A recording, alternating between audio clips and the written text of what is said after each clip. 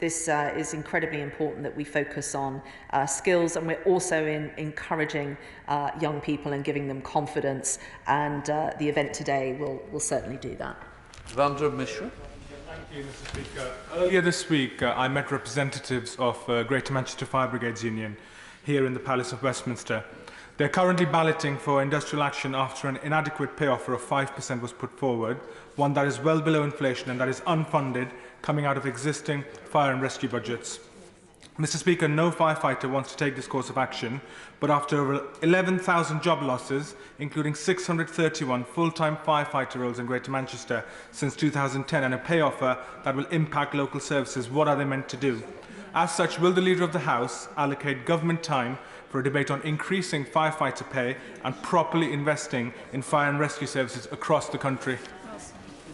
Well, I thank the honourable gentleman for raising these points. It is deeply regrettable, I think, that any sector feels the need to go and strike, even though there will be, again, minimum services, and of course it is rightly the policy of the fire union that if there is a major incident that people will come in and attend that. I'd suggest to him that he raise this on the 19th of December, as that is the next Home Office questions. Holly Mumby-Croft. Madam Deputy Speaker, we have many things to be proud of in Scunthorpe. We're very proud of Scunthorpe litter pickers and others like them who give up their free time and go out and collect litter and keep our area clean. Would my honourable friend join me in thanking them for the work that they do in the community, and would she support a debate in government time so that we can discuss how we can get rid of this scourge of littering so that we don't need them to go out and do this for us? Thank you. The honourable lady for giving me the opportunity to thank Scunthorpe litter pickers. It sounds like they do an amazing job, and her question is timely as Monday was International Volunteers Day. I don't think we've had a debate on this issue. I think the last debate we held on this issue was around about May, so it is perhaps timely for one, and she'll know how to apply for one. Alan Bryan. Madam Deputy Speaker, last week the Leader of the House used the trope about how powerful the Scottish Parliament is, but the reality is it isn't even the most powerful devolved Parliament within the United Kingdom. Exactly. Energy, except for nuclear, pensions, and even the Union is devolved to the Northern Ireland Assembly.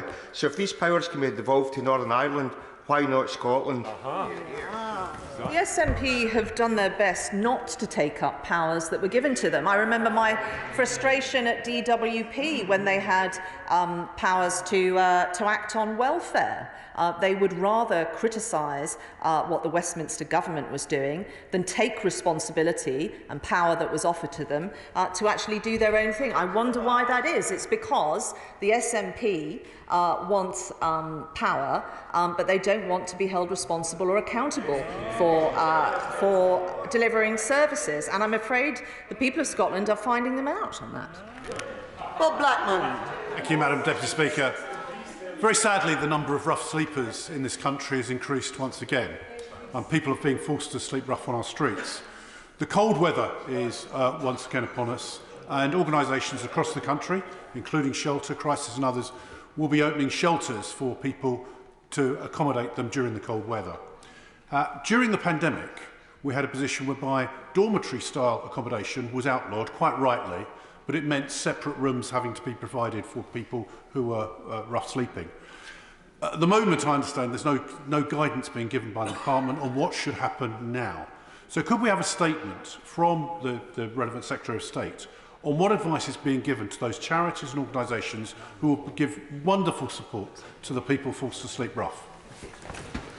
Well, I thank the honourable gentleman for raising this. We have, in the last few years, in part because of what happened during the pandemic, we have been able to halve rough sleeper numbers, but there is advice, I understand, on gov.uk for shelters and other facilities, and I think also that advice, there is some advice also on Shelter, the charity's website as well, but I shall write to the relevant department and make sure that that is up to date and that all such organisations are aware of it. Chris Bryant. Thank you, Madam Deputy Speaker. Further to the debate on Monday on the Code of Conduct, there have been 50 MPs taking part in this session or in the Chamber since business statement started. And if all 50 of us were taken away for a plush weekend in a hotel, or we were taken to the Brit Awards together, or we were invited by the Qatari government to a football match going on later on this week, 47 of us would have to register it in the House and declare it publicly within 28 days, along with all the details. But according to the Leader of the House's motion for Monday, 3 of us would not have to, the 3 who've been sitting on the front bench, on the Treasury front bench. The 1922 Committee, the Committee on Standards, the Institute for Government and all the transparency bodies in the country have called for us to end this exemption so that all MPs are treated identically. Wouldn't that make far more sense? I think the honourable gentleman is being slightly unfair, because in addition to the motion that we are bringing forward on House business, he will know, because I have spoken to him on several occasions, that the government is also planning on doing something on ministerial interest, which I can talk about it now, but we've got a debate on Monday, so I might leave it till then. But what I do think is important is the principle which he sets out, which there should be parity on such matters. What I don't think is reasonable is that should, and I sincerely hope this is never the case, but the honourable gentleman become a minister, that his parliamentary resources would have to be used to do things that are Whitehall's responsibility. And so what I am doing is bringing forward a practical solution to this. But on the principle, there should be parity, both in terms of transparency and on timetable. Martin Vickers. Thank you, Madam Deputy Speaker. The local plans are the foundation of our planning system. In Barton-on-Humber, in my constituency, there is a major housing development proposed, which North Lincoln Council have rejected because it is not in the local plan. But despite that, the applicant is appealing. Bearing in mind the importance of local plans to our system, surely it is quite wrong that they should be able to appeal when the local plan specifically states that this is not for residential development. Could we have a debate to discuss the importance of the local plans and how important local decision making in planning is? Well, I thank the honourable gentleman for his statement. If he is very clever, he may be able to shoehorn that question into the statement that follows this business statement. But failing that, he'll be able to raise this on the 9th of January at the next levelling up questions. Barry Sherman. Speaker, thank you. Is the Leader of the House aware? I think she must be, because this was the first day of winter where you had to scrape your car in order to drive anywhere. But the cold winter is with us. And can we have a debate on a scheme that I would like all members to adopt, and that's what I call the nosy neighbour scheme. I'm frightened this winter that little children will go to bed with no food in their tummies and no heat in their homes. And our nosy neighbour scheme in Huddersfield is where we encourage people to spot, is there a child in trouble? Is there an elderly person that's neglected? Is there a family struggling? Of course, we would like more resources to local authorities to back these schemes, but would she endorse this nosy neighbour of the very best kind? I thank the honourable gentleman for raising this, and I do think that the scheme he mentions, it does sound very good. I know organisations like the Red Cross run similar schemes, whether it's young children walking to school, checking in on older neighbours. I think this is incredibly important. One of the things that one of the benefits that came out of the awful pandemic was that neighbours started taking a greater interest in how people were in their local street, and I think we should hold on to that. So I thank him for mentioning and raising awareness of that scheme. Anna Firth. Thank you, Madam Deputy Speaker. The latest round of rail strikes announced by the RMT will ruin Christmas for many people in Southend West. From our marvellous pantomime Snow White at the Cliffs Pavilion to our age-concerned Christmas party, even the Music Man Christmas party, all will suffer as a result of these strikes. So please can we have a debate in government time on minimum rail service requirements, and will my right honourable friend condemn the Grinches at the RMT and help my constituents get their Christmas back on track? Well, I thank the honourable lady for raising that. She will know that we have introduced the minimum service legislation, and the Prime Minister is looking at what more than that he can do on that front. And I know that it's incredibly important to the Music Man, but to also the pantomime season in Southend, that we enable people to actually get there and spend their money on local shops. Patrick Grady. Deputy Speaker, I wonder if we could have a debate on the future of the House of Lords, given that both the former Prime Minister and indeed the Lord Speaker have made quite significant interventions this week, and perhaps it would be an idea that those of us who are actually elected to a Parliament get a chance to have our say. Well, I think that would be an excellent topic for a debate, and probably the backbench business committee would be a good route to that. But of course, he can raise matters relating to House of Lords and other subjects at Cabinet Office questions. But given that is some time off, I shall certainly write to the Constitution team and make sure that they have heard his request. Siobhan Bailey. Deputy Speaker, a group of Stroud GPs have recently raised with me the issues of medicine waste and sustainability in primary care, and I'm learning that there's some big changes we need, but also some small things that will save taxpayers' money and protect the environment. And did you know, Madam Deputy Speaker, that if patients are checking their prescriptions while in the building, in the surgery building, and they find an error, the medicine can be saved, but if they step foot outside and check and find an error, the medicine has to be destroyed? Completely bonkers to have that waste. I'm hoping for a Gloucestershire-led NHS public awareness campaign, but will my right honourable friend support a debate in Parliament time to raise awareness about this key issue? I thank the honourable lady for raising this, and it certainly would make a good topic for a Westminster Hall debate, and she knows how to apply for that. But I thank her. It's these simple things that if people knew about them, they would certainly do them. So the message today is check your meds before leaving the pharmacy to save the NHS money. Kevin Brennan. Mr. Speaker, yesterday I went along to the Open Doors for Guide Dogs event here in the House of Commons, and I was quite shocked actually to find out that in the last 12 months 73% of guide dog users have experienced access refusal with their guide dogs. Now, they told me that using taxis is now less of a problem since it was brought into the criminal law, but there's still a great problem with other businesses, including retail. Could we have a debate about making access refusal to people with guide dogs in all businesses subject to the criminal law in the same way it is for taxis?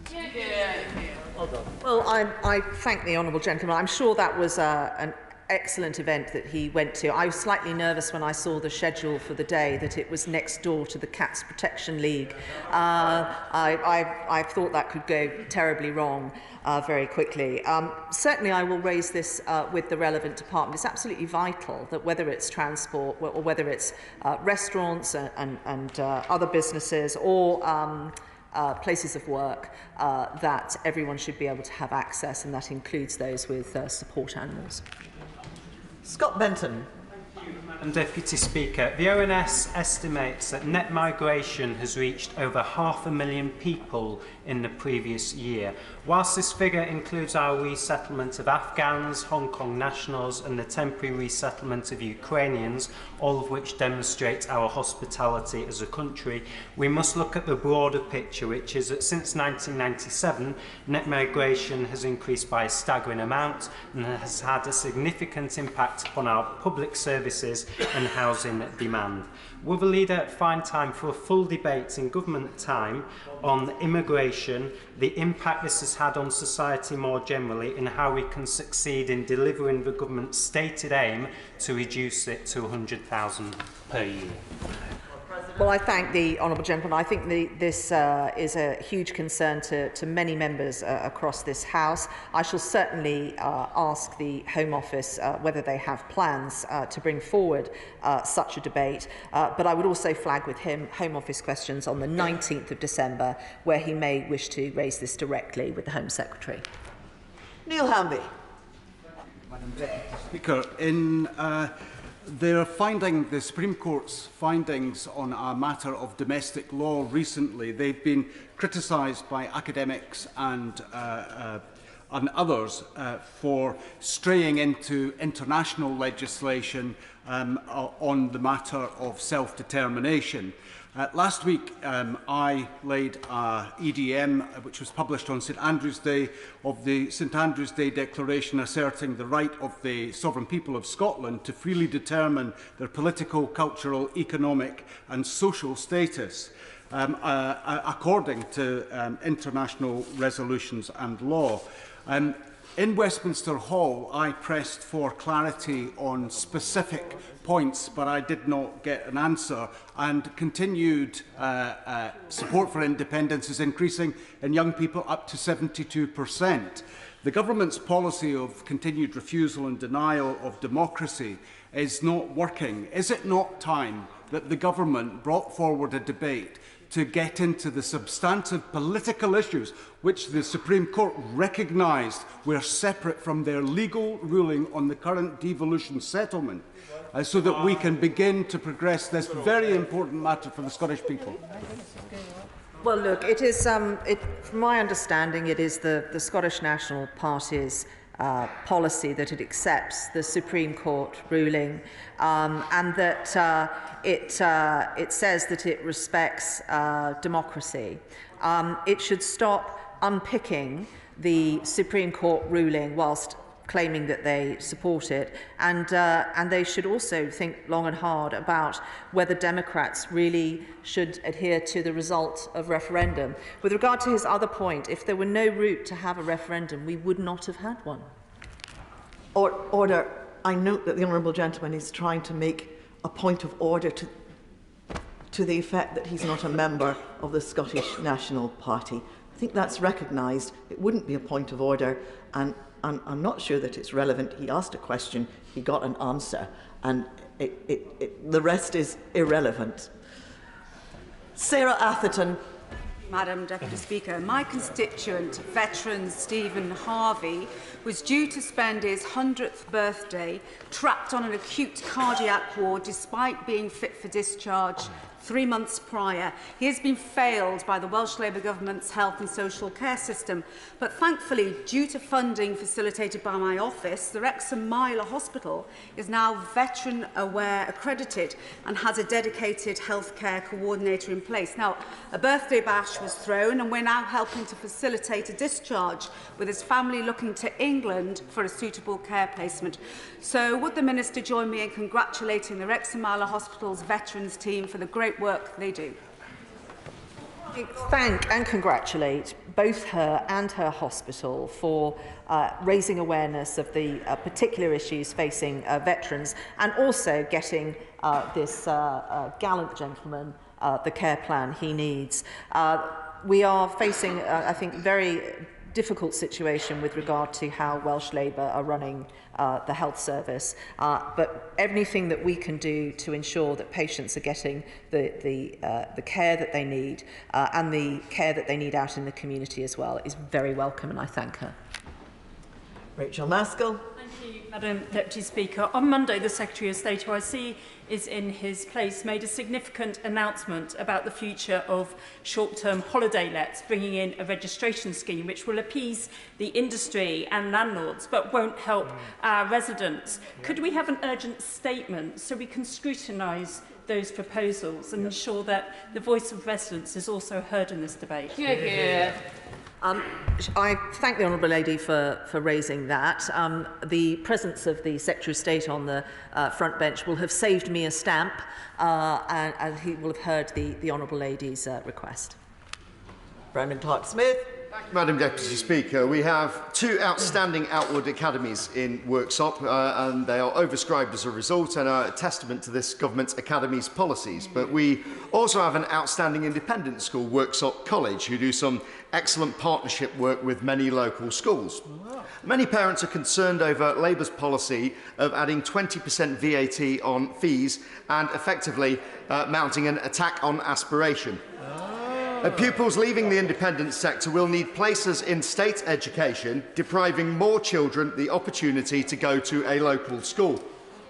So the Independent Schools Council's report suggests the 1.7 billion they claim will raise will actually lose 400 million. So will the Leader of the House find time for a debate on the benefits to wider society of independent schools?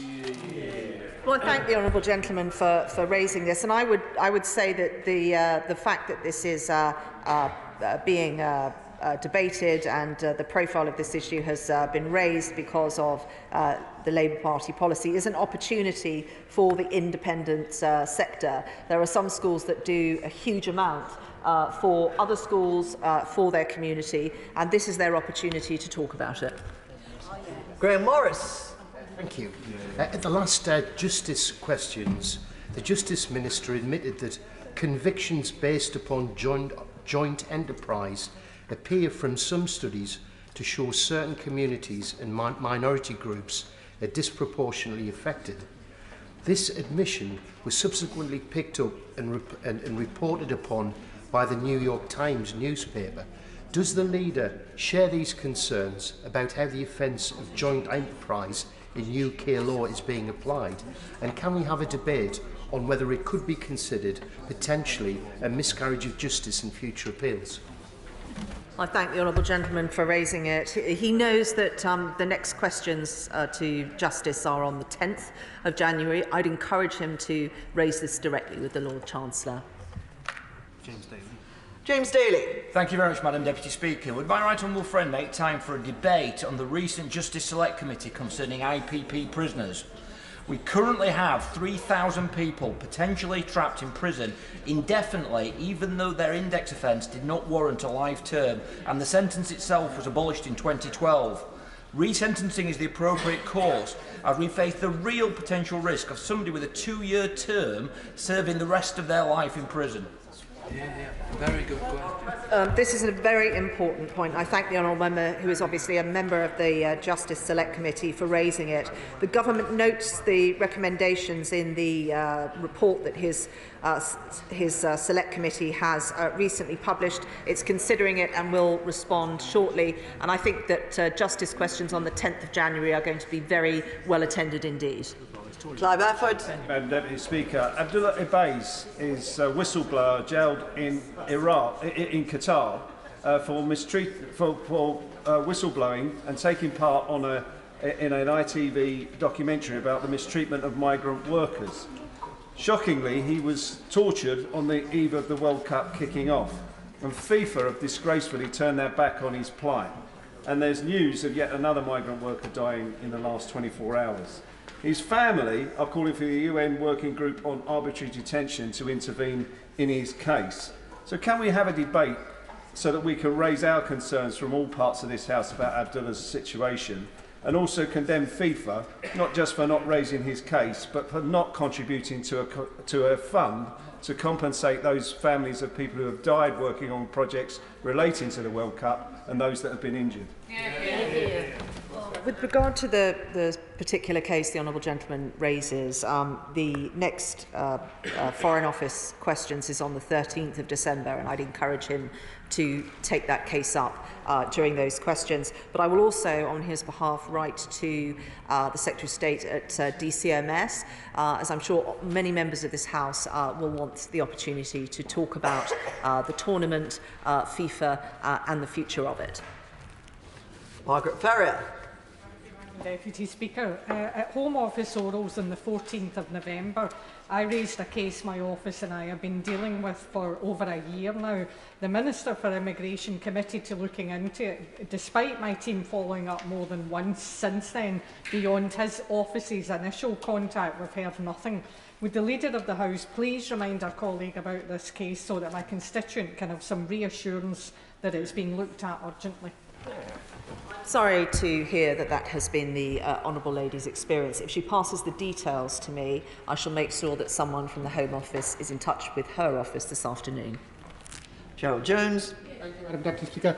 Postal workers in my constituency and across the country do an essential job at the heart of our communities, even working, as we know, through the pandemic to keep people connected. Threatened with worsening pay and conditions, and now with jobs threatened by the Royal Mail as they want to cut 10,000 positions, can we have a debate on why and how the government can allow the Royal Mail to turn its back on hard-working staff in this way during a cost of living crisis that is really unsatisfactory, and the government really must do more to support postal workers in our country? Well, I thank the honourable gentleman for raising that. Clearly, there will be disruption due to that planned industrial action, and so the posting dates have, as honourable members will know, have been brought forward.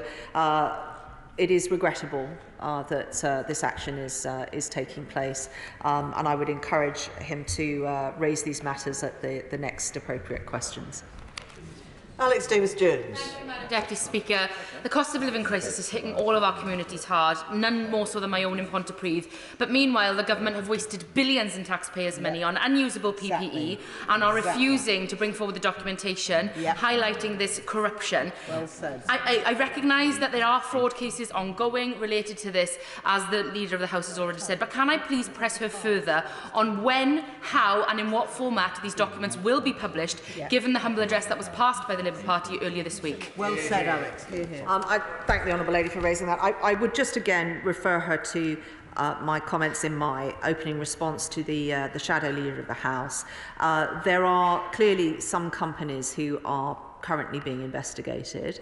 We have to see this in the context that the vast majority of businesses, whether they were doing it on commercial terms or donating or providing services or PPE at cost, did an incredible job in very, very difficult circumstances. And if we're ever in this position again, we want businesses to have the confidence, and the message we should be sending from this House is that we want them to step up and help in the national effort. As soon as, with regard to the specifics, I certainly make the Secretary of State aware that the House wants a clearer timeline on this, but the short answer is, as soon as it is legally possible to, those documents will be released, as was our stance during the debate earlier this week. Dame Diana Johnson. Deputy Speaker. The Right Honourable Lady will know I have a great deal of respect for her when she held the post of Paymaster General, and she commissioned the report by Sir Robert Francis KC into a compensation framework for those infected and affected by the contaminated blood scandal. That was produced, that review, in March to the government. This House was told repeatedly that we would see a government response and we would have an oral statement to this House. None has been forthcoming, despite months and months of waiting. I wonder whether the Leader may use her good offices to ensure that we do have that statement next week before we end for Christmas. I thank the honourable lady. The feeling is entirely mutual, and I thank her for the tremendous work that she has done with the APPG to ensure that justice is done with regard to those infected and those affected by this terrible, terrible situation. The compensation study was, as she knows, designed to make sure that government was on the front foot when the wider inquiry was concluded, and also, as has been suggested, that interim payments could also be made for those in particular hardship. I will certainly today write to the Cabinet Office and make sure they have heard the Honourable Lady's request, and I will keep her up to date with what is happening. Patricia Gibson. Madam Deputy Speaker. Support for Scottish independence is now at 56%, with a majority for yes in almost all age groups, with a majority of people supporting independence in every single region of Scotland. Now, everybody in this House is well aware of the Leader of the House's views on Scottish independence, so she need not reiterate her opinion on that because we're well aware. But will she make a statement to the House setting out why she thinks, what she thinks are the reasons for this continued rising support for Scottish independence?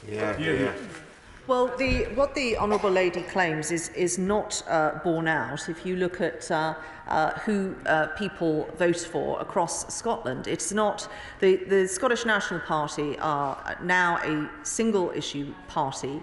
They are not gripping the issues that are affecting people in Scotland, and there is growing disquiet at that. We've heard this week from the Auditor General with regard to financial mismanagement, millions, hundreds of millions that he cannot even account for with regard to the ferry contracts. I think that as we come out of the pandemic, as we want our public services to be able to recover, that should be the focus of the Scottish Nationalist Government.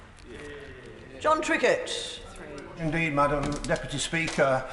And the leader may be aware of the statement by the UN General Secretary yesterday that humanity is in danger of becoming a weapon of mass extinction. The discussions about biodiversity in Canada. But in my constituency, there is a major proposal to incursion into the Greenbelt, which will threaten 27 separate native species, including some ancient woodland. Would you find time to reaffirm the government's commitment to Greenbelt, to biodiversity, and finally come with a debate on this essential subject, which should provide a background to any planning decisions for the future? Well, the honourable gentleman would have heard the Prime Minister's questions this week and his commitment to the Greenbelt. We also have the 2030 target to halt species decline. That is one of the planks of the government's environmental strategy, and I'm sure that being able to talk about that and its success to date will be a popular debate, and he'll know how to apply for one. Dave Duggan. We heard today that the final stages of the Levelling Up Bill will be discussed on Tuesday, but, Madam Deputy Speaker, Scotland wants to level out. We don't want any more Tory levelling up. We want to make our own future. So as the dust settles on the Supreme Court decision, which has triggered a shocking rise to 56% for support for independence, can we have a debate on this in the House on Government time to discuss some of the central elements around Scottish independence, not the least of which would be the Leader's own views about why Scotland can elect an SNP government 4 elections in a row. The vast majority of Scottish MPs, 2/3 of Scottish MPs on these benches, 3 elections in a row are SNP or independent supporting. Does she think, and can we have a debate on this, so that we can find out what she thinks about the mindset of the Scottish people? Are they confused in their pursuit of independence? And should they just know better? Should they listen to her? I don't think the Scottish people are confused. I think the Scottish National Party are confused, because if they're not keen on levelling up, why are they applying for levelling up funding from the UK government? We now come to Jim Shannon. Mr. Speaker, Leader of the House, yesterday the Taliban introduced public executions in a very grotesque, evil ceremony at a sports stadium in Afghanistan. This is only a few weeks after the introduction of a harsh interpretation of Sharia law that is increasing pressure on ladies and women, on religious minorities and human rights defenders. Would the Leader of the House agree with me that more needs to be done to protect these vulnerable groups in Afghanistan? And can I ask the Leader of the House, because it's always very helpful when I ask these questions, for a ministerial statement on this increasingly worrying trend that illustrates that Afghanistan is guilty of some of the worst human rights abuses and persecution of ethnic and religious minorities across this whole world? Thank the honourable gentleman for raising this extremely sad situation. I'm sure many members of the House will have seen the escalation in public punishment beatings as well as executions, particularly horrific, levelled against women.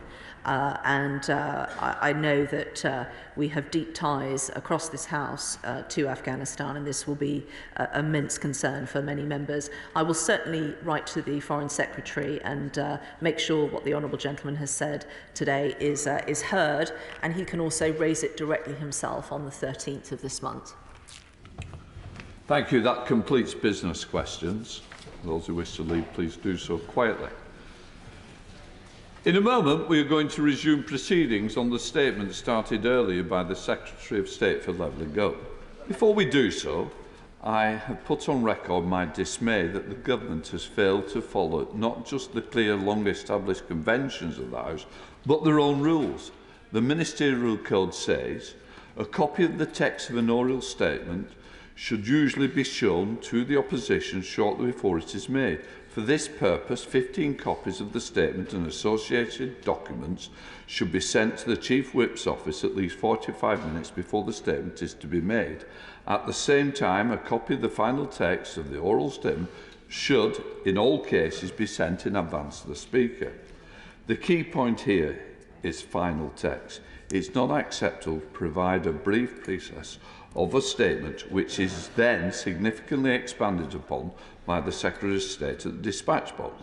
That means the opposition has no meaningful advance notice, and this is my main concern as well, that members do not have the detail they need in a written form which they can properly ask the questions of the Minister. It is simply not acceptable and has caused the House very serious inconvenience, and it must not happen again. I have decided to allow the proceedings on the statement to continue for members to question the Secretary of State. Given the exceptional nature of this morning's events, I will call members who were not present when the Secretary of State delivered his initial statement, but who are present now. I am very grateful to Hansard for quickly producing a transcript of the Secretary of State statement, but emphasise that they should not have to be expected to do so. I now call the Shadow Secretary of State, Lisa Nandy. Mr. Speaker, I have one question for the Secretary of State today. What on earth is he thinking? The decision to greenlight the reopening of the Woodhouse Colliery is bad. It's bad policy and it's bad politics. It is the latest in a string of absurd decisions from a government in chaos, causing chaos in this chamber and causing chaos out there in the country, in office but not in power. This mine will produce coking coal used for steel, not for electricity generation. So as he has had to admit today, to claim it helps safeguard our energy security is a nonsense. But it gets worse. The two big steel producers, Tata and British Steel, are phasing out this coal in favour of lower carbon production methods, so that by the mid-2030s, at best, the UK will use less than 10% of the output of the mine. Across the world, demand for this coal is projected to fall off a cliff by 88% by 2050. People in Cumbria deserve a long-term future, lasting, well-paid jobs that power us through the next century. But instead, they are saddled with a weak, short-sighted, unambitious government who only 2 months ago rejected a plan to bring new nuclear to Cumbria, which would have created not 500 short-term jobs, but 10,000 jobs for the long term. And he is supposed to be the Secretary of State for levelling up. The Tories were once the party of conservation. Now they're the party of environmental vandalism. And he can fiddle the figures all he likes, but the reality is that this mine is projected to increase emissions by 0.4 million tonnes a year, and that's from his own advisers in government. It is the equivalent of putting 200,000 more cars on the road every single year. Absolutely right. It flies in the face of Britain's net zero objectives, contradicts the UK's aims as a COP26 president, and undermines their 2019 manifesto. It's chaos, isn't it? Successive Secretaries of State contradicting each other. The government's own independent advisor on climate change condemning the decision as indefensible, even as he stands here trying to defend it. He told us earlier today that coal has no part to play in future power generation. He can't even agree with himself. No leadership abroad, no leadership at home, unable to lead even in his own party. And I hope that he'll at least reassure the House today that this bizarre decision, which he cannot even defend himself, was not part of a deal to buy off backbenchers after his U-turn earlier this week on onshore wind. Mr. Speaker, people in Britain deserve better. Right across the country are communities like mine in Wigan, across Yorkshire, Lancashire and Cumbria, who are proud of our mining heritage and the contribution we made to this country. But we want a government that looks forwards and matches our ambition so that through clean energy, our young people can power us through the next century like their parents and grandparents powered us through the last. Where is the ambition? Where is the leadership? Where is the government? Thank you very much, Mr. Speaker. Thank you also for your ruling earlier, and I apologise to you and to the House. No discourtesy was intended, and I do appreciate the importance of maintaining the courtesies of the House, particularly with regard to statements. As I mentioned earlier, the context of this statement is a quasi-judicial process and a planning application. So while I always admire the Honourable Lady's rhetoric, and when she asks the rhetorical question, where is the ambition and where is the leadership, I think we all know where the ambition and where the leadership is, and it's sitting right across from me. But let me turn to the substantive. Let me turn to the substantive matter. The Honourable Lady will have her own views on future demand for coking coal, but in her question I fear that she elided the difference between coking coal used for metallurgical purposes and coal used for energy generation. It is clear, the inspector's report makes clear, that this coal is not being used for energy purposes. It is purely being used for metallurgical purposes for the manufacture of steel. It is also the case, of course, that we will need steel for decades to come, including in the renewables sector. How else do we ensure that we supply all of the ingredients necessary for onshore wind and for other renewable energy materials without the use of steel? If the Honourable Lady or anyone else in this House has an answer, I and millions of scientists would love to hear it. I think it is also important to look, as I have in detail, at the inspector's report. It is the case that the inspector makes clear, as he does on page 239 in paragraph 21.37, that in all of the scenarios and forecasts presented to him, there was a continued demand for coking coal for a number of decades. And the inspector also made clear that at the moment, imports of coking coal into this country come from Australia, USA, and Russia.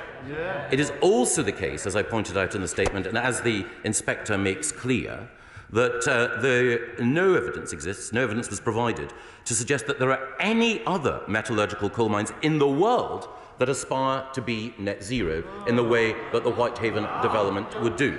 And again, the inspector makes clear that the development would, in his own words, to some extent support the transition to a low-carbon future as a consequence of the provision of a currently needed resource from a mine that aspires to be net zero. The European Commission is clear that coking coal is a critical part of steel and that steel is necessary to the future of Europe. It is also the case that we recognise that the demand for this coking coal, both in the United Kingdom and in Europe, is better supplied from a net zero mine than from other alternatives. This decision, as the inspector makes clear, will also be responsible for high-skilled, high-value jobs in Cumbria alongside other jobs in the supply chain elsewhere. And that is without prejudice to the other investment that the government is making in clean, green energy sources alongside it. The inspector's report is clear, and I would stress to every member of the House that in responding to the Honourable Lady's questions, I would urge everyone to read the inspector's report in full, alongside my decision letter. Those 350 pages lay out the evidence, they present the arguments for and against the decision. The inspector, an independent planning expert, has concluded that this development should go ahead, and I agree with him. Mark Jenkinson. Thank you, Mr. Speaker, and can I thank my right honourable friend for the leadership he has shown on this matter, cutting through the noise from the opposition and implementing the planning inspector's decision, which acknowledges the ongoing need for coking coal, the lack of alternatives to coking coal in steelmaking. And I and my constituents in Workington can't understand why today's Labour Party feel the need to campaign against UK supply chain, against local jobs, and for further emissions through the importation of this necessary coking coal. Can he? Well, I'm very, very grateful to my honourable friend.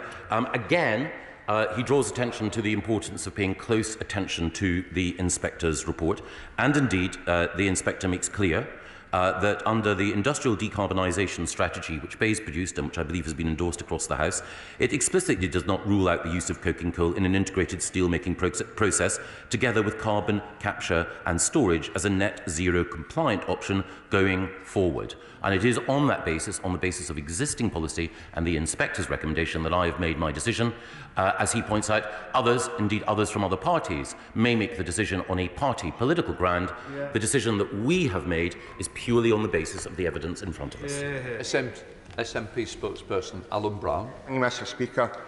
This decision has been condemned by the Chair of the Committee on Climate Change, and Chris Stark, the Chief Executive of the Committee on Climate Change, retweeted that this is climate vandalism and economic incompetence on a scale difficult to believe. The International Energy Agency previously stated no further fossil fuel projects can be built if net zero is to be achieved by 2050, and OECD countries need to end the use of coal by 2030, so why licence this mine to 2049? Ron Doolan, a former Chief Executive of British Steel, called it a completely unnecessary step for the British steel industry. Chris MacDonald, Chief Executive of the Materials Processing Institute Research Centre, previously advised that British Steel couldn't use this coal because it's not the right quality.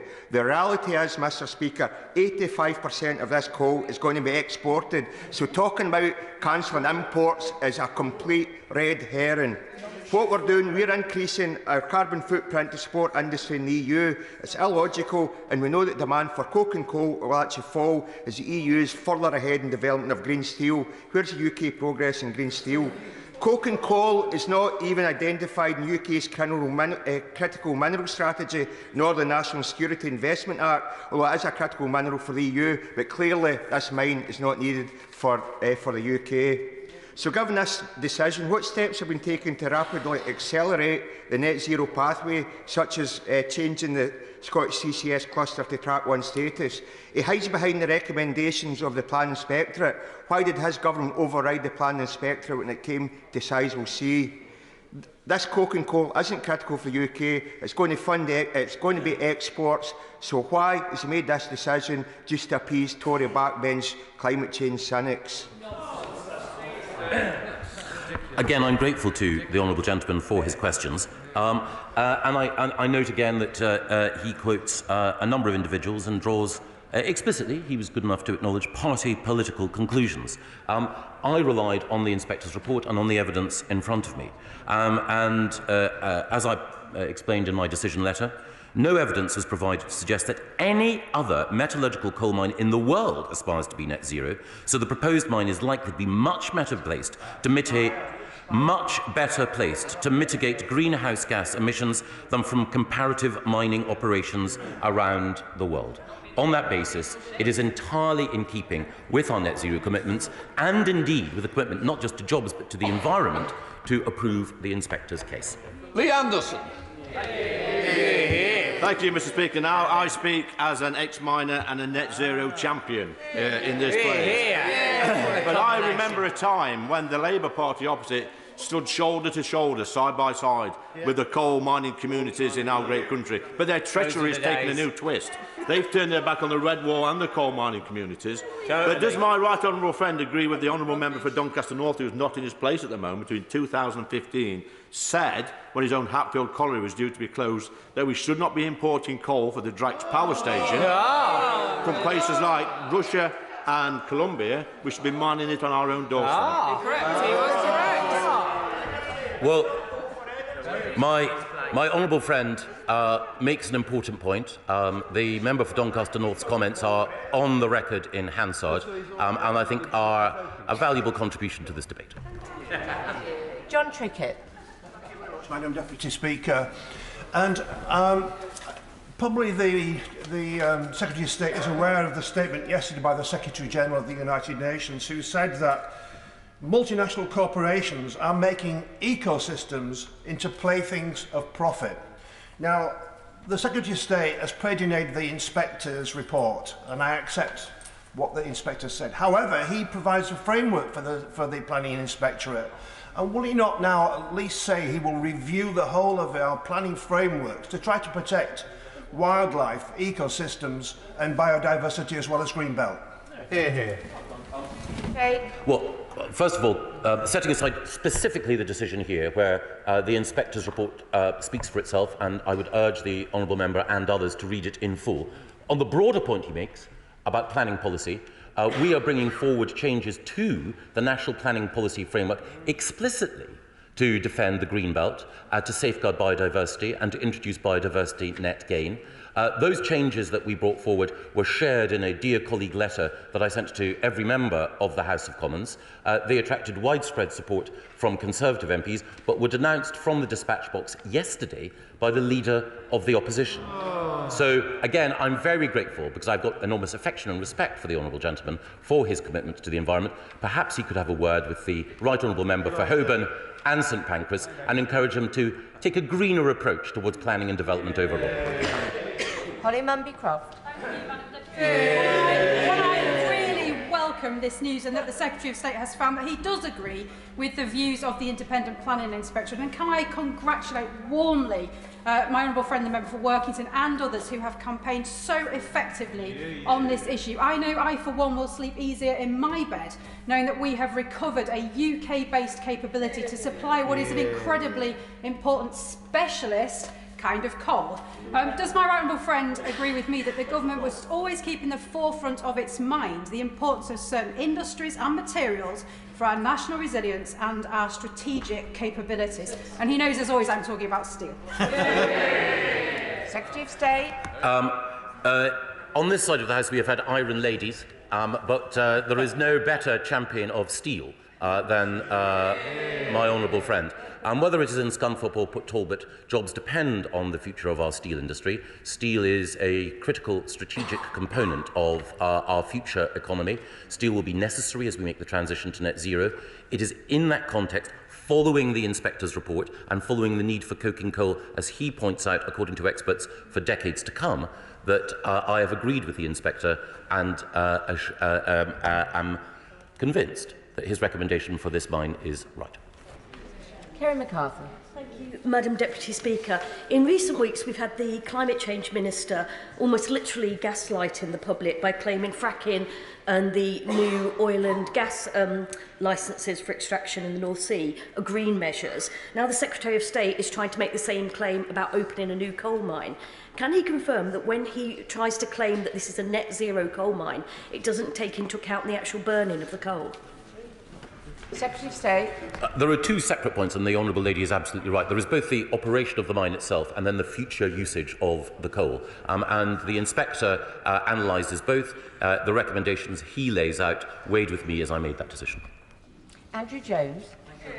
Speaker, my right honourable friend has been clear about the distinction between metallurgical coal and coal for power production. And colleagues have spoken about the wisdom of using domestically produced product rather than imported product, as just highlighted by my honourable friend from Ashfield. Will my right honourable friend take this opportunity to reconfirm the government's commitment to net zero by 2050 and also the phasing out, the rapid phasing out of coal for power production? Yes, and I'm grateful to my honourable friend for making that point. And it is the case that we have succeeded in the last decade or so in dramatically reducing our reliance on coal for energy generation. It constitutes, I think, only around 2% of the current mix in energy generation. Renewables constitute an increasing part of that. And as he quite rightly points out, and as I know members across the House appreciate, the coal that is being produced is metallurgical coal, which is specifically to be used in the steel-making process. Sammy Wilson. Madam Deputy Speaker, I welcome this common sense and economically sound decision, one which will create jobs, will ensure that we don't have to import necessary coal, and, as the Inspector has said, will have significant national and regional economic advantages for our economy. Would the Minister agree with me that where we have indigenous resources which this economy needs, it's economically better and more honest to use those rather than import from countries with lower environmental standards and also may not be able to rely upon? But does he not find it ironic that some of those who are complaining today are the first to complain about not doing enough for poorer regions of this country, and also would be the first in line to complain if steel jobs were lost? Secretary of State. Well, as ever, my honourable friend makes his case very eloquently, and he's quite right to point out that the Inspector gives appropriate weight to the high-skilled, high-quality jobs that will be created as a result of this development going ahead. Catherine Fletcher.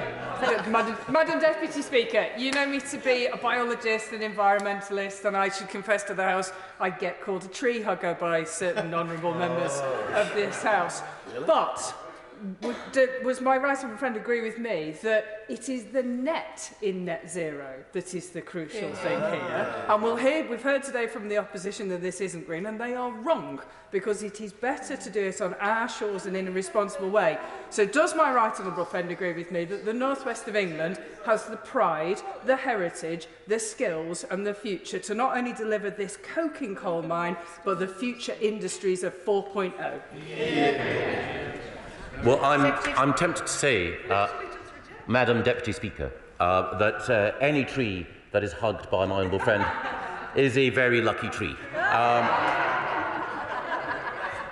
But on the substance of the very important point that she makes, yes, in order to ensure that we have a transition to net zero, we do need to reduce our reliance on a variety of different materials, but as the Inspector makes clear, and as she quite rightly points out, the economic benefits to the North West that this development brings are also entirely consistent with our broader environmental ambitions.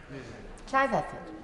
Thank you, Madam Deputy Speaker. The Right Honourable Member for Reading West, the President of COP, says that 85% of this coal will be exported. Is he wrong?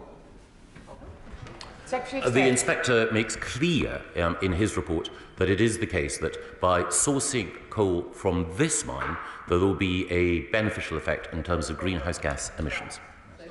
Bob Blackman. Thank you, Madam Deputy Speaker.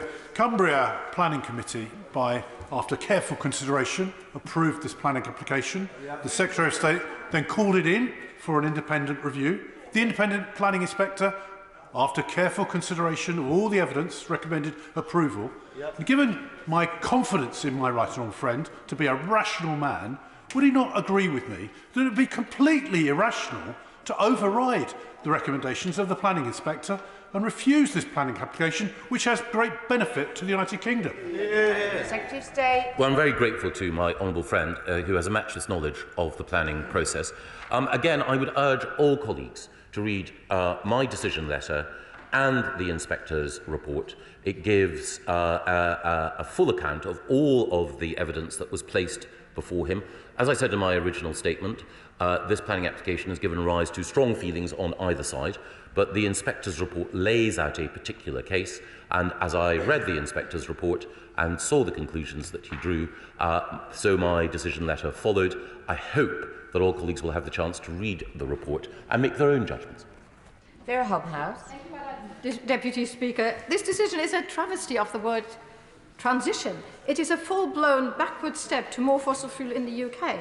In June, the government overturned a local planning decision to not allow drilling at Horse Hill in Surrey. Now we have mining in Cumbria. This is a trend here, and as we've heard, most of it is for export, not for local UK need or use, because the industry needs to make a profit, hence the vast quantity that it wants to explore for profit for the fossil fuel industry. If the issue is really about that the government is stuck with a quasi-judicial planning decision, isn't it high time for branch and root reform of the planning system that puts net zero at the core of every decision decision rather than bending to the fossil fuel industry? Secretary of State. Well, again, I would urge the honourable lady, who I know takes environmental issues seriously, to look in the inspector's report in full, to look, for example, at paragraph 21.1.27, where the inspector outlines there will be some, but unquantifiable, likely reductions in greenhouse gas emissions from transportation as a result of domestic production. Looking at the report in full and in the round, she will see that all of the environmental arguments, which she takes seriously, are rehearsed, considered, and then an appropriate conclusion is made. Entirely separate to the Planning Inspector's report, I would also say that I would welcome her and her party's contribution to the consultation on the National Planning Policy Framework that we have put forward. I'm sure that she will find in that a number of measures that will meet concerns that she and others have expressed in order to safeguard our environment more effectively. Brendan Clark-Smith. Mr. Speaker, Bacillor has a proud mining history, and along with many of my constituents, I'd like to praise my right honourable friend for the leadership and the pragmatism that he has shown on this issue. And there has been some concern about importing our coking coal from countries with lower environmental standards than ourselves. And of course, we need metallurgical coking coal for making steel, as has already been referred to.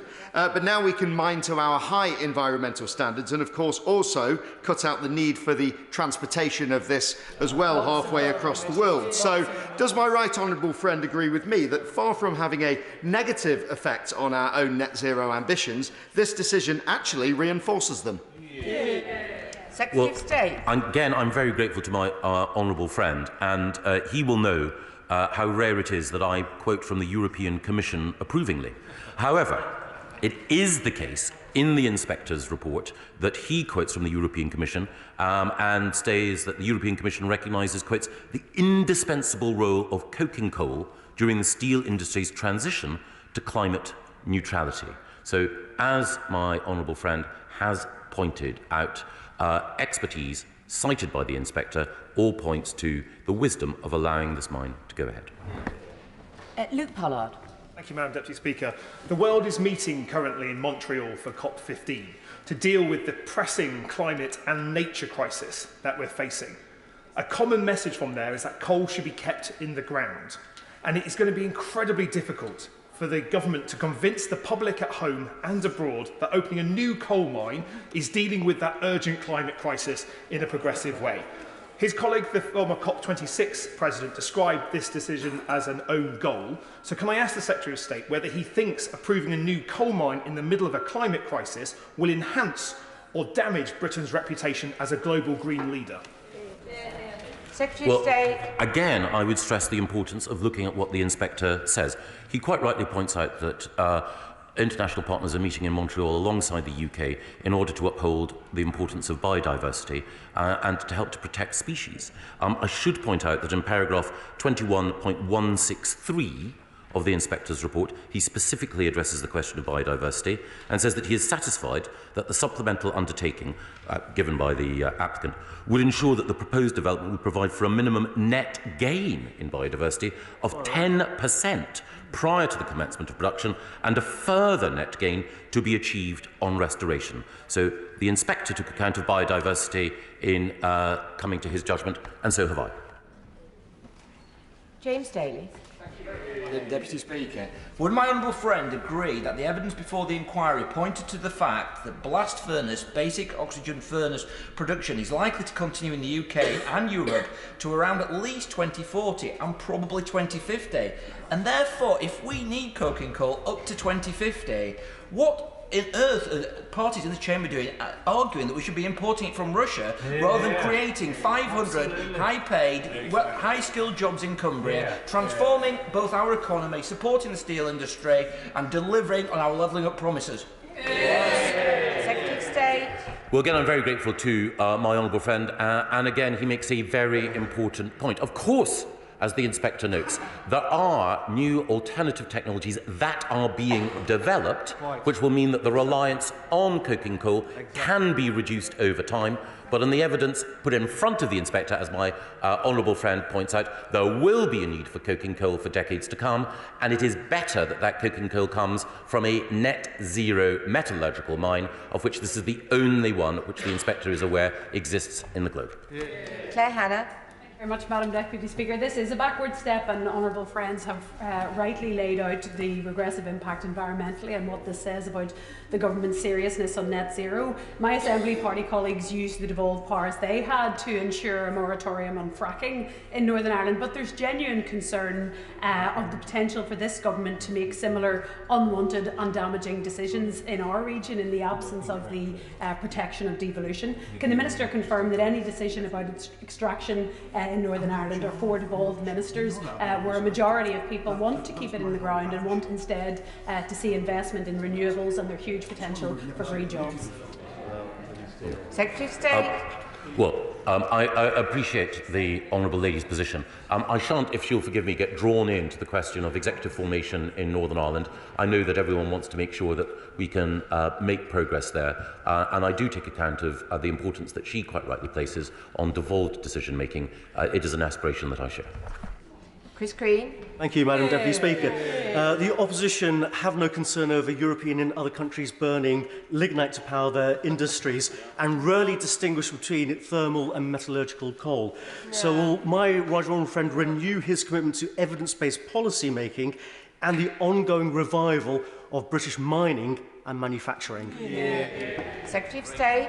Well, I'm really grateful to my honourable friend, and again, the 350-page report looks at all the evidence, at the competing arguments, before coming to that conclusion. I know that, that he, like many colleagues, has looked closely at that report before coming to his own judgment. I would urge all colleagues across the House to do so. Richard Bergen. Thank you, Madam Deputy Speaker. And a Conservative member over there talked about the ongoing revival of coal mines. This decision is not only an act of climate vandalism, but steel industry experts say it's completely unnecessary and that the British steel industry needs green investment. So we know that when it comes to the issue of the energy crisis, securing good local well-paid jobs across the country, these things are important, but isn't investing in renewables and a national programme of housing insulation the real way to do that? State. Well, the government is investing in renewables, and the leadership that has been shown by the UK government and by partners across the UK in the provision of offshore wind, I think, is a demonstration of that. But as I pointed out earlier, when it comes to offshore and indeed onshore wind, a critical component in the manufacture of the turbines that we rely on is, of course, steel. If we are to continue to produce steel in future, we will need coking coal for decades to come, and it is better, the Inspector concludes, that that coking coal comes from a mine which is net zero. Scott Benton. Thank you, Madam Deputy Speaker. May I commend the Secretary of State for taking this bold decision which will help to create hundreds of high-skilled, high-valued jobs in a part of the country long forgotten by the Labour Party. Does he agree with me that it would be foolish to leave strategic industries such as steel production reliant upon materials sourced from our economic competitors when we can source the materials we need here at home? Secretary of State. Yes, I think my honourable friend makes a very, very good point. And again, I refer back to my decision letter, where I acknowledge that the Inspector makes the point at paragraph 21.121, that the effects of downstream emissions as a result of the extraction of this coal may well be considered neutral or slightly beneficial when compared with other extractive sources. And of course he's referring to the foreign sources of coal, which my honourable friend refers to. Margaret Greenwood. Thank you, Madam Deputy Speaker. I think the Minister has just admitted to my honourable friend, the member for Bristol East, that when he talks of net zero, he's not factoring the use of the coal that's extracted. I would ask the Minister, does he not respect the expertise of the member for Reading West, the former COP26 president, who has said opening a new coal mine will not only be a backward step for UK climate action, but also damage the UK's hard-won reputation through our COP26 presidency as a leader in the global fight against climate change. This is an incredibly important issue. People are really concerned about climate change. I would ask the Minister to think again. Secretary of State. Well, I'm grateful to the Honourable Lady for making her point. And again, the Inspector makes clear that whether or not we use coking coal from the UK or elsewhere, there will automatically be emissions, but it is better, taking every piece of evidence in the round, that a continued reliance on coking coal, and the Inspector makes clear that that is likely for decades to come, it is better that that coking coal comes from this mine than from other sources abroad. Jim Shannon. Thank you, Madam Deputy Speaker. Can I thank the Secretary of State very much for a very comprehensive and detailed statement. But can the Secretary of State confirm, and is the Secretary of State satisfied that all steps will be taken and have been taken to protect surrounding environment, and that health and safety would also be paramount, and that local people living close by have been closely and fully consulted? Yes, I'm very grateful to my honourable friend for making all those points. Again, the Inspector's report, and I'm sorry to keep returning to it in one level, Madam Deputy Speaker, but I think it is important to return to it, deals with all of those issues and more. And I just wanted to take the opportunity of his question to say to the House and to other interested parties that, of course, I've sought to answer every question put to me as fully as possible with reference to the Inspector's report, but nothing that I have said in this chamber in response to questions should be taken account of without also taking account all of the arguments in the Inspector's report and in my decision letter. I'm very grateful to so many colleagues for taking this important issue so seriously, and I do urge all interested parties to read the full Inspector's report in order to understand the arguments that were put to him and that he eventually judged. Thanks, Secretary of State. And we now come to the backbench debate on the 12th report of the Health and Social Care Committee, Cancer Services and the Government's response. Chair of the committee, Steve Bryan, to move. Thank you very much, Madam Deputy Speaker. I beg to move that this House has considered the Health and Social Care Committee's report on cancer services and the Government's response to it. Now, I'm of course very grateful to the Liaison Committee for selecting this topic for debate in the Chamber today. We know that 1 in 2 people in the UK will develop cancer at some point in their lives. So it's no exaggeration to say this is an issue that affects everyone in the House, indeed everyone in the country in one way or another. It's touched my life to the worse many times, and I'll touch on that later. It's why the Health and Social Care Select Committee produced a report on cancer services earlier this year, and I pay tribute to my predecessor in that role, my right honourable friend, the member for South West Surrey, for his leadership in producing that work. And that statistic, that awful statistic, is why I have made cancer a priority for myself as the new chair of the committee. Now, our report found that great strides had indeed been made in improving survival from cancer, thanks to the tireless work of our scientists, our researchers, our doctors, our nurses, and others, including ministers, over many, many years. More than half of people diagnosed with cancer now live for 5 years or more, compared to only 1 in 3 people 50 years ago. But we also heard, Madam Deputy Speaker, that cancer survival in England, and indeed the rest of the UK, continues to lag behind comparable countries around the world. The International Cancer Benchmarking Partnership explained that just under 60% of people diagnosed with bowel cancer in England, for instance, will live for 5 years or more. That figure compares to 66.8% of people diagnosed with bowel cancer in Canada and almost 71% in Australia. The pattern is seen in many other cancer types, including lung cancer, which of course took our great friend James Brokenshire last year, pancreatic cancer, which took my own father, who was diagnosed in September of 2019 and was dead 3 days after the general election, that December. And ovarian cancer, which has also touched my family and so many people. We had target ovarian cancer in this house earlier this month, last month, sorry. And my good friend, the member for Washington North, I believe, who chairs that all-party group, led their reception downstairs in the Churchill room, and they launched their Pathfinder study, Faster, Further and Fairer. And that notes that 4,000 women a year still lose their lives to ovarian cancer, and I would highly recommend its excellent work, its excellent report to members. Now, we know that one of the biggest reasons for this gap in survival, that I quoted some comparative figures there, is that the NHS does tend to diagnose fewer cancers at an early stage when it is, of course, much more treatable. Early diagnosis of cancer is magic key, as has been said so many times from these benches. Now, NHS England has set a target to diagnose 75% of cancers at an early stage by 2028, compared to around 54% today. And achieving this, we say, would make a huge difference to outcomes. I agreed that target when I was the Cancer Minister a few years ago, and I firmly believe that it's the right target to give more people the best possible chance of surviving their cancer. But I think we need to be much more ambitious and get upstream of many cancers, and I will return to that.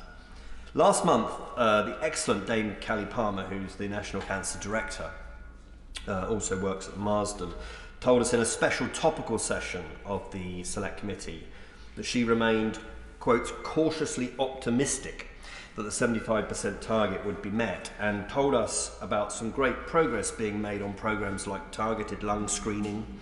We've all heard about the supermarket checks, which is diagnosing lots of early stage lung cancers in the pilot studies, and has great promise actually. But Dame Callie's optimism, I have to say, was not entirely shared by many experts who gave evidence to our inquiry into cancer services. John Butler, a specialist in ovarian cancer, thought that it was, in his words, extremely unlikely that that 75% target would be reached. And Dr. Jeanette Dixon, an oncologist, said the NHS, her words again, were doing very badly against the target. This is a worry. Regrettably, we concluded in our work that the NHS was not on track to meet the 75% target. And I have to say it's a judgment that was shared by the committee's independent panel of experts who evaluated government progress on cancer services. Now, the government responded to us and said that it was premature to say that progress towards this target is off track. But the National Audit Office found that 56% of patients are being diagnosed at stages 1 or 2 so far this year, which is the same proportion as when I made the target in 2019. And of course, it's below the level of improvement required to reach that 3/4 target of early diagnosis by 2028. And Madam Deputy Speaker, I don't agree that it can ever be premature to call for more to be done to make progress on early diagnosis, when failing to achieve the target could mean so many, hundreds of thousands of people missing out on an early cancer diagnosis, and of course a better chance of living for longer and surviving their cancer. Now, the committee heard extremely powerfully why it's so important to make more and faster progress on diagnosing cancers earlier. In December 2020, Andrea Brady's daughter Jess died from stage 4 adenocarcinoma at the age of just 27 years old. Before her diagnosis, Jess had been passed from pillar to post, repeatedly consulting with multiple GPs and other clinicians before her mother was finally forced to pay for a private consultation just to get Jess a diagnosis. By that point, tragically, it was too late. Jess passed away in hospital three and a half weeks after she was diagnosed. So meeting the target of diagnosing 75% of cancers at an early stage would mean thousands of people being given a better chance of surviving their cancer, and thousands fewer families having to suffer such terrible losses. And that's why we called in our report for the then promised 10-year cancer plan to kick-start progress on early diagnosis. We called for it to consider more radical proposals on how to diagnose more cancers at an early stage and to include an associated workforce plan to reduce the diagnostic bottlenecks in the system. And there's good work ongoing, and I know the Minister will talk about this later on. New research like the NHS Galleri blood test trial could be potentially transformative. Indeed, last month our colleagues at NHS England would not be drawn on whether there is a need for a new 10-year cancer plan, as previous governments have promised. They seem to imply that the new plan wasn't needed given the focus of the long-term plan on early diagnosis. I would contest that. The consultation that was done on a new 10-year cancer plan was responded to by the sector, by charities, by Royal Colleges, by many organisations, and it has set many hairs running and great expectation about there being a future cancer plan.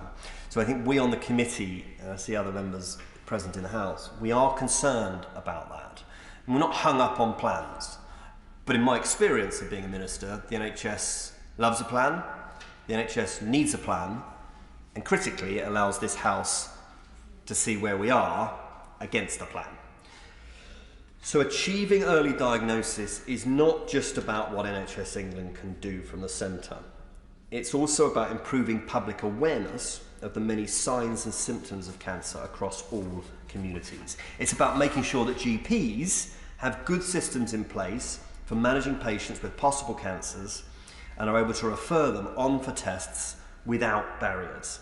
It's about the continual improvement of screening programmes and hard work, really hard work in local areas to encourage people to come forward. And of course, this is one of the great promise of the new integrated care systems, working with the cancer networks, the cancer alliances, to deliver on that system population, that system early diagnosis, system prevention. And it's about focusing research and innovation on developing new ways to detect cancer, especially those which are hard to diagnose, and ensuring the NHS is set up to roll out new tests quickly. And I referred to Galleri earlier, and I mentioned earlier about upstream cancer. And we're going to be doing a piece of work next year that I loosely call Future Cancer, because it is important, of course, that we diagnose cancers early, and that is the basis of the remarks I'm making today. But at the moment, largely what we do is diagnose cancers, and then when they are symptomatic, and hopefully we catch those symptoms early and then we treat them early, and many cancers, not all, are preventable when that happens. What I'm interested in, as well as that, is future cancer. So where can we get upstream of this? Where can we use our genomics, the NHS's new genomics strategy? Where can we use biomarkers to get ahead of that? And there are big moral and ethical questions that poses to us as a society. But this should not be a reason why we don't go there. It should not be a reason why we don't have that ambition. So all of this is about making sure that there's enough staff and machines in the system to do even more tests and give many more people the best possible chance of being diagnosed with cancer at an early stage. Now, the 10-year cancer plan should look again to make sure the government is truly pulling out all the stops to get to 75% at the early stage by 28. I hope the Minister will confirm the government is still committed to doing this work.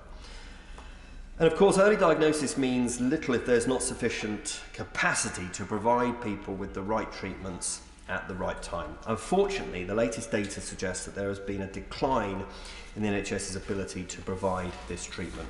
Whilst the vast majority of people do still receive timely treatment following a cancer diagnosis, in September nearly 10% of people waited more than a month for their first treatment following a diagnosis, compared to less than 5% in 2019. So that's more than 2,400 people having to wait more than an entire month to begin their cancer treatment, more than double the number waiting that long 2 years prior. As the former cancer director, Professor Sir Mike Richards, a giant in this in this area often says when you're waiting for a cancer diagnosis or treatment, it's not the 31 days that really matter, it's the 31 nights.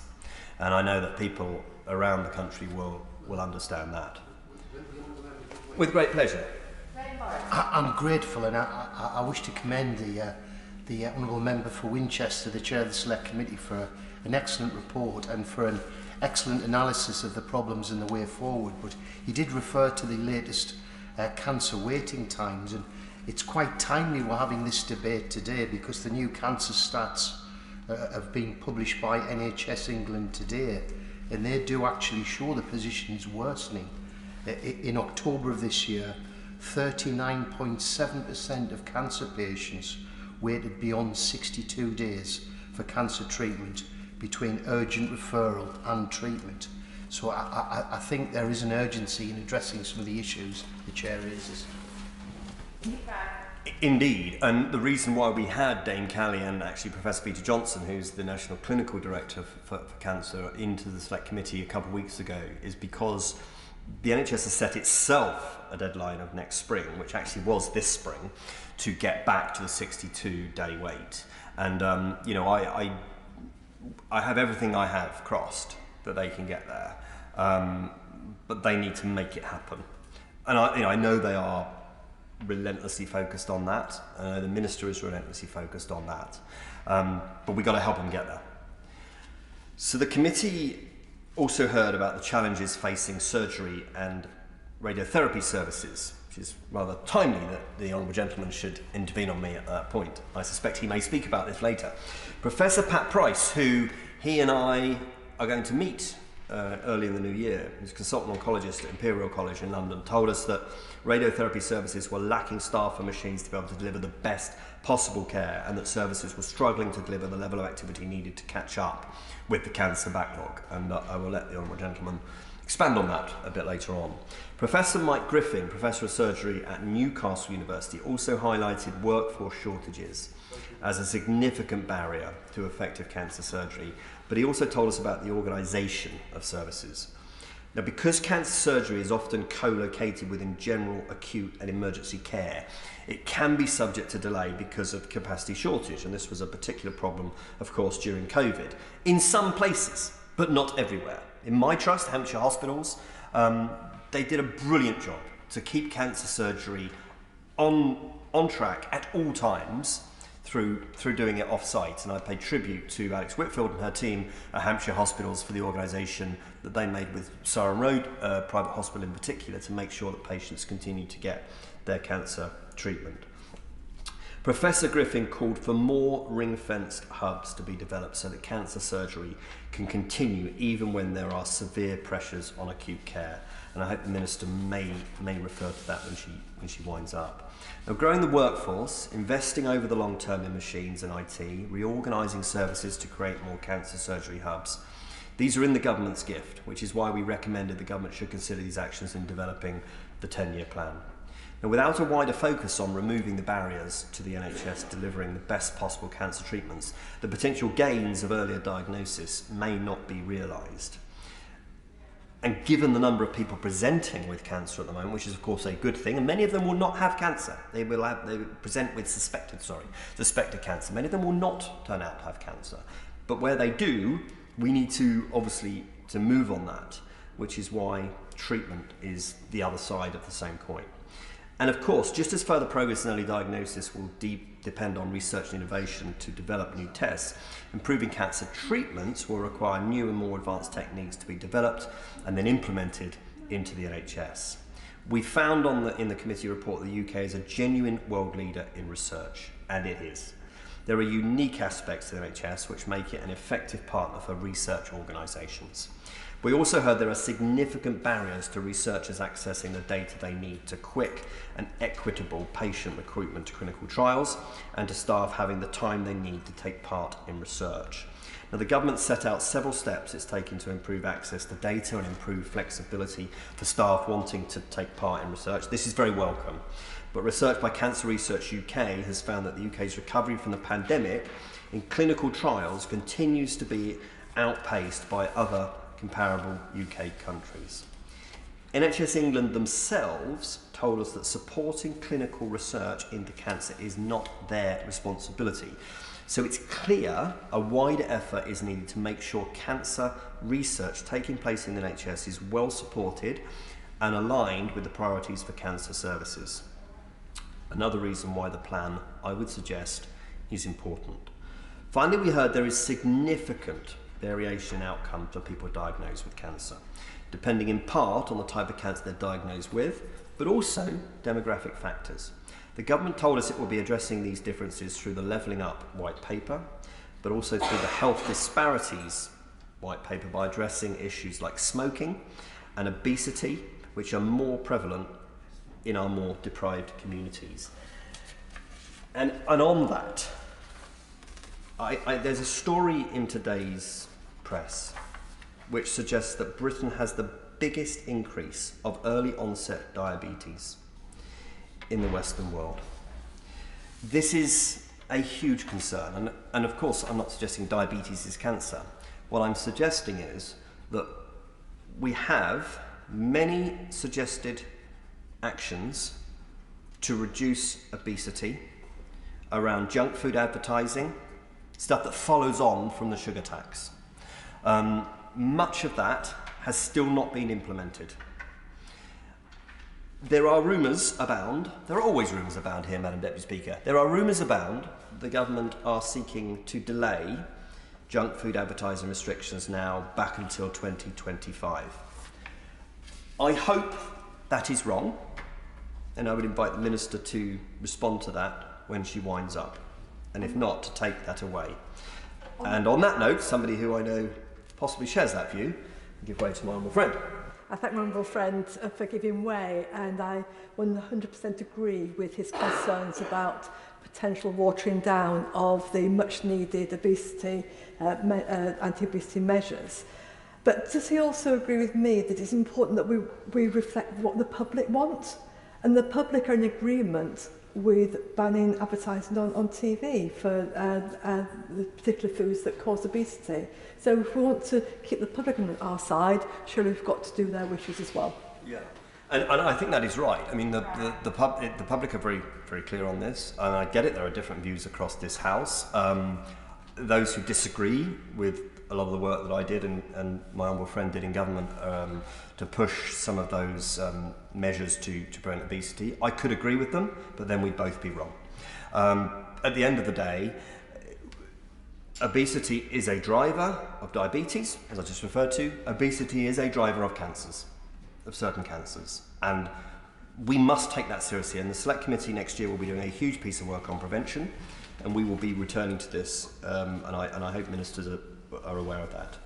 So the recognition of the importance of health in the Levelling Up white paper is very welcome, but without specific actions to address health disparities, this agenda will be at risk. So it's vital that the government takes up the prevention agenda again to stop more people from developing cancer in the first place. And I hope the Minister will have some good news for us on that front, and I would recommend that she returns to the Prevention Green Paper that we published back in 2019, which contains lots of helpful ideas in that respect. Give way. I thank the honourable member for giving way. And on that point about health disparities and levelling up, I wanted to just draw attention to the Royal Devon University Healthcare NHS Foundation Trust, which serves the Tiverton and Honiton constituency. I mean, the staff who work there do an absolutely fantastic job of cancer diagnosis.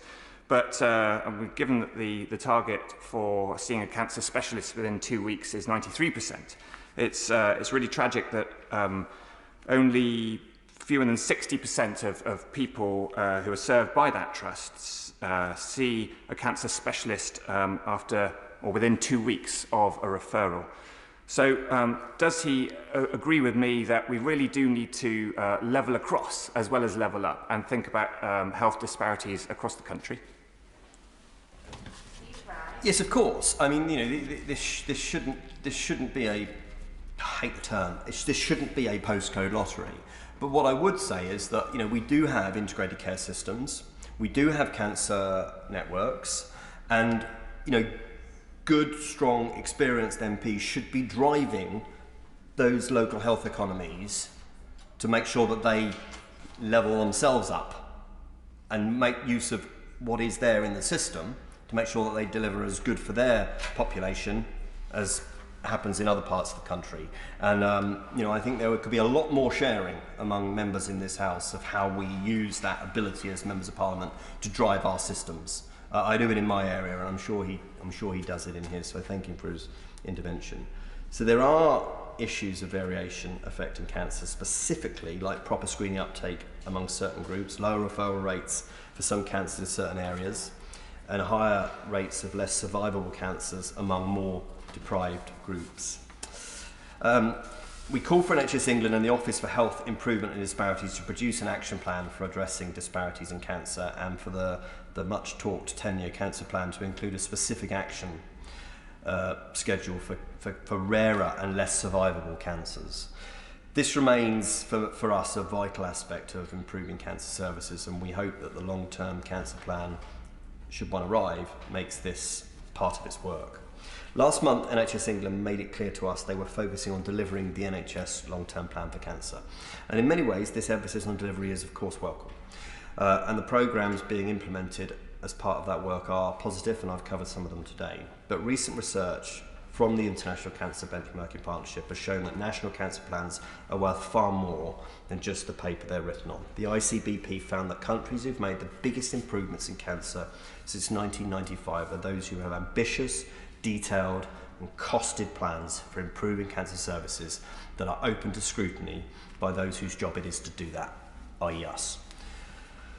Denmark and England used to be at the bottom of the league table for cancer, but thanks to consistent national cancer plans with associated long-term investment, the Danes have made rapid improvements, and they now leave us lagging a bit behind. So in conclusion, Madam Deputy Speaker, the Health and Social Care Committee's report on cancer services, the 12th report of session, found that there are many areas where the government and the NHS are doing really good work and using the unique benefits of our National Health Service. But there are other areas, too many areas, where we can go further and faster to improve cancer services and outcomes. And I hope the government will confirm it intends to do so through the promised 10-year cancer plan when we hear from the Minister later on. Thank you. The question is, as on the order paper, is the Honourable Lady wanting to speak? Just so I have an indication of timings. We do have a further debate this afternoon, so to make equality of backbench contributions across the afternoon, I would advise that if colleagues were to speak for around 10 minutes, that would enable the remainders of backbench colleagues to be able to get in later. Graham Morris. Thank you very much, Madam Deputy Speaker, and it's a privilege to speak in this debate, and I do want to express my appreciation for the work of the Select Committee and for the way in which the Chair of the Committee has presented the report and subsequently presented the summary and the way forward. I think it's very instructive and very informative, and I really can't disagree. I really must make some declarations of interest. I am and have been for some time Vice Chairman of the All-Party Group for Radiotherapy. I want to confine my remarks to radiotherapy, although I do have a broader interest also as Vice Chairman of the All-Party Group on cancer. I also, although perhaps people won't believe this, I did work for almost 15 years in an NHS diagnostic laboratory, so I have a little bit of knowledge of the front line. And I also served for 5 years as a member of the Health and Social Care Committee when I was first elected, under the chairmanship initially of Stephen Dorrell and then Sarah Wollaston. And I must say I found that one of the most interesting and rewarding of all the things I've done here in the House of Commons since I was elected. I also served on the Health and Social Care Bill, and I must thank Madam Deputy Speaker for putting me on that committee, which was a marathon. But can I just remind members who are perhaps weren't around at that time. Part of the justification for those major reforms and restructuring of the National Health Service, including the commissioning of cancer services, part of the justification that was put forward by the Prime Minister and indeed the coalition at that time, was because of the poor outcomes on cancer. So the system that we have now, the structure we have now, was born out of a recognition that we needed to do better. I want to pay tribute to my honourable friend, the member for Westmoreland and Lonsdale, who chairs the all-party group, and the honourable member for Strangford, who's an absolutely assiduous advocate for improved cancer service, not just for Northern Ireland, but throughout the whole of the country. I'm delighted that this report that we're considering today is also pointing the way, signposting the way to future work, and I'm very pleased that the chair of the committee has indicated it is his intention, with the agreement of the committee, to do further work in this area as to how we might achieve that very laudable aim of 75% target by 2028. And I am very pleased that the Minister, the Honourable Member for Faversham and Mid Kent, is responding today. And as with some of our predecessors, including the Honourable Member, the Honourable Chair of the Select Committee, I'm sure that she will grow tired of me banging the drum for cancer services and for radiotherapy in particular. But there are some very important points and some very sound advice that comes not from me. I might say I'm also a cancer survivor. I've had lymphatic cancer on 3 occasions, and I've benefited from surgery, from chemotherapy and radiotherapy, so I do understand what's involved, and I do value the vast improvements that there has been in all of those pillars of cancer treatment. Now, the sexy thing on cancer services is early diagnosis, and it catches a lot of headlines, and the chair of the committee was quite right to point that out. But it goes hand in glove with having the requisite treatment capacity. And with the best will in the world, the investment, which I welcome, which is laudable, in new diagnostic hubs, will simply increase the number of patients that are in the system. And if we are going to move that on, improving outcomes for cancer patients, we simply must address the issues around cancer treatment capacity. I believe the Minister has a copy of the all-party group, indeed the charity Radiotherapy UK's 6-point plan for improving outcomes. And can I just use this opportunity to point out that we're not saying that radiotherapy is somehow in competition, but rather it complements the other pillars of cancer treatment. However, advancements in science and technology, skills, the introduction of artificial intelligence, the ability to map tumours precisely, incredible advancements in MRI scanning facilities, the ability to team them in parallel with precision radiotherapy machines gives us an opportunity to make a quantum leap in treatments to improve productivity. The cancer workforce, Madam Deputy Speaker, is very small. It's only around 6,500 nationally. They're very highly skilled, a highly motivated group of individuals who are doing a fantastic job, and I want to pay tribute to the cancer workforce, particularly those who work in the field of radiotherapy, who are holding the line at the moment and facing growing pressures in the system. And when we think as a country, we spend about 5% of our cancer budget on radiotherapy. That's not 5% of the entire NHS budget. That's 5% of the dedicated cancer budget. And if we look at international comparators, because we must do that, the European average, the OECD average, is around 9%. So we're spending about half as much as other similar developed industrial nations. And to put it into context, because sometimes we get lost with numbers and figures, but the NHS actually spends more on a